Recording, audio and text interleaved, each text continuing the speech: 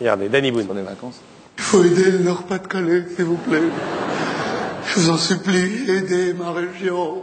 S'il vous plaît, il faut aider le Nord-Pas-de-Calais. Il y a des ch'timis dans la salle.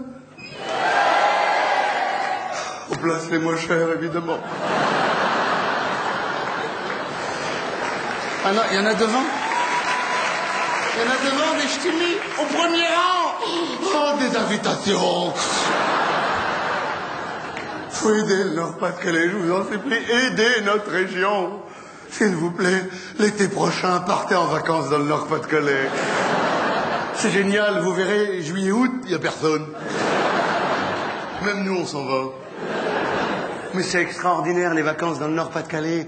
Moi, quand j'étais petit, mes parents, ils avaient un budget tellement élevé pour tout l'été qu'on partait en vacances dans le jardin. Quand on a eu un jardin, sinon avant, on campait dans le salon, on était en vacances chez l'habitant, chez nous, quoi. Mais on a découvert la région l'été. C'est extraordinaire. Juillet, août, dans le Nord-Pas-de-Calais, on peut faire plein de trucs. On peut faire...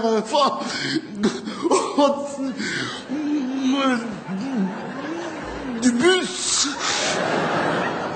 Oh, vous apprendrez à parler ch'timi. Hein, parler comme chaud. Ouais, il est gentil. Ouais, mais je vois comme chaud. Ah, il est joli, bah ça va, il parle comme chaud, tu sais. Vous parlez comme chaud, puis nous on marche comme ça aussi, tu sais, dans le Nord. On marche comme ça, parce qu'on n'a rien, mais on est fiers quand même. Mais c'est une langue magnifique, le ch'timi. Par exemple, en ch'timi, on ne dit pas, pardonnez-moi, je n'ai pas bien saisi le sens de votre question. On dit ah. Hein,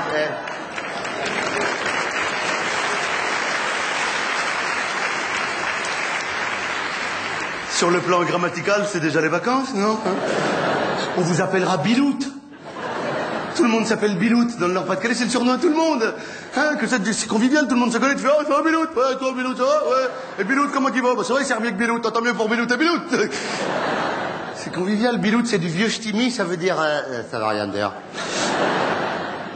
Ça veut dire petite quéquette. Mais c'est du vieux ch'timi, on sait plus, on regarde même plus, hein. Bilout, en vieux ch'timi, c'est petite quéquette et Birout, c'est une grosse. Vous partez de Tourcoing-Centre, direction Berck. Vous descendez à Berck-Plage. Oui, il y a la mer à Berck. Il y a la mer à Berck. Vous n'en avez pas marre des mers bleu turquoise? Ça vous dit pas une belle mer gris-marron à perte de vue?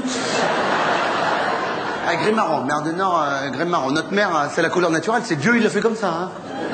Ah oui, c'est pas pollué, hein, c'est gris-marron. Moi, quand j'étais petit, j'ai toujours vu la mer gris-marron. La première fois que j'en ai vu une bleue à 20 ans, Ils ont mis du produit à chiottes dedans ou quoi?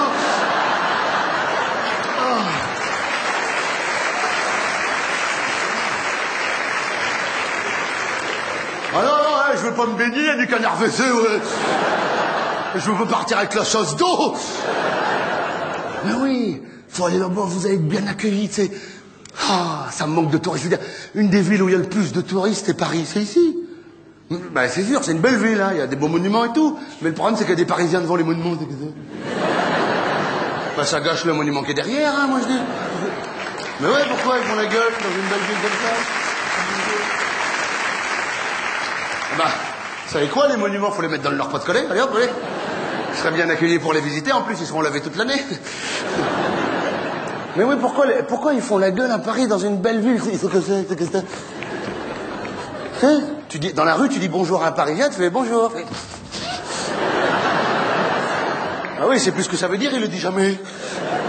Moi, ça m'a choqué. C'est terrible, la première fois que je suis arrivé à Paris. Tu sais, j'ai pris le métro. Hein, je descends dans le métro comme ça, je rentre dans la rame de métro, toute la rame. Mais tout le monde, hein, dans le métro, tout le monde. Je dis, c'est pour un enterrement, c'est ça, hein? C'est un gars de la RATP qui est mort. On va l'enterrer en métro. C'est la première fois que j'allais à un enterrement où tout le monde était déjà sous terre. Avec des têtes de mort. Ah, du coup, je suis sorti. Je me suis dit, je vais prendre un taxi, ça va être plus sympathique. Un taxi parisien, plus cher, mais plus sympathique. Je rentre dans le taxi comme ça, le taxi se retourne. Vous allez où? Où vous voulez? Pardon, je voulais pas déranger. Pardon. Hein, allez-y, roulez, si je reconnais quelque chose, je descendrai, ça va aller. Vous inquiétez pas. Vous voyez, je m'assieds pas, je reste accroupi, comme ça je déforme pas le siège, hein, d'accord? Vous arrêtez pas, je sauterai en route, je ferai un roulé-boulet, hein, ça va aller. Ils sont nerveux, comme les commerçants parisiens, pareil, ils sont tendus. Tu rentres dans un magasin parisien, tu fais, hey, faut pas toucher là! On touche avec les yeux.